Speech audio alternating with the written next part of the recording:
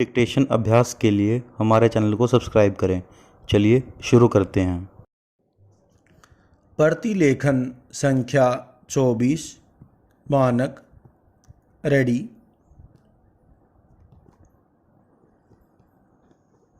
Start. माननीय मंत्री जी, मेरा निवेदन है कि पर्यावरण सुरक्षा के मामले में राज्य सरकारें अपनी जिम्मेदारी सही ढंग से नहीं निभा पा रही हैं। पूर्णविराम। कुछ राज्य सरकारें इस संबंध में दी गई रियायतों तथा अनुदानों का दुरुपयोग भी कर रही हैं। पूर्णविराम। मेरे विचार में कोई भी विकास योजना बनाते समय पर्यावरण पर ध्यान अवश्य रखना चाहिए। पूर्णविराम। इससे तालमेल बिठाकर ही योजना बनानी चाहिए। पूर्णविराम। जब श्रीमती इंदिरा गांधी प्रधानमंत्री थी तब पर्यावरण सुरक्षा पर जोर देने वालों को व्यापक आलोचना का सामना करना पड़ता था, यहाँ तक कि उन्हें पाश्चात्य सभ्यता से प्रभावित समझा जाता था। पूर्णविराम।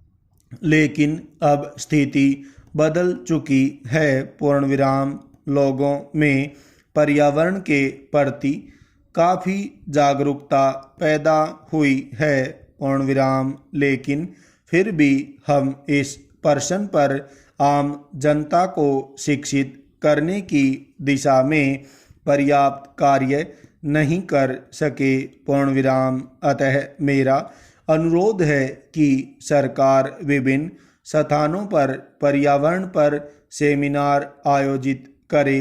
पूर्णविराम।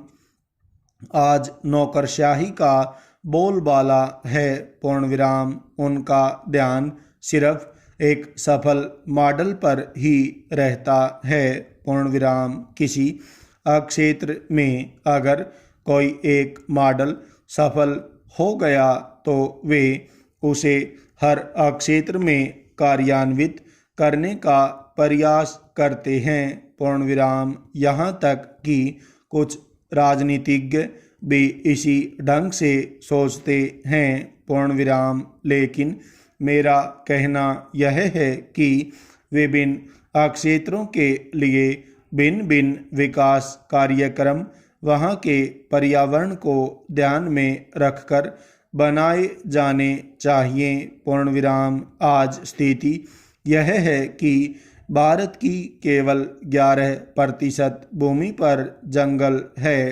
पूर्णविराम। सरकारी आंकड़ों में इसे 22% दर्शाया गया है, लेकिन इसमें से आधा जंगल बिल्कुल काट दिया गया है। पूर्णविराम। यदि जंगलों की भूमि विकास योजनाओं के लिए दी गई तो 35% में जंगल रखने का सरकार का लक्ष्य पूरा नहीं हो पाएगा। पूर्णविराम। अतः पर्यावरण सुरक्षा के लिए यह अत्यंत आवश्यक है कि जंगलों का पूरी तरह से संरक्षण किया जाए तथा पर्यावरण के संबंध में लोगों के मन में जो भ्रम हो उसे भी दूर किया जाए। पूर्णविराम। स्टॉप।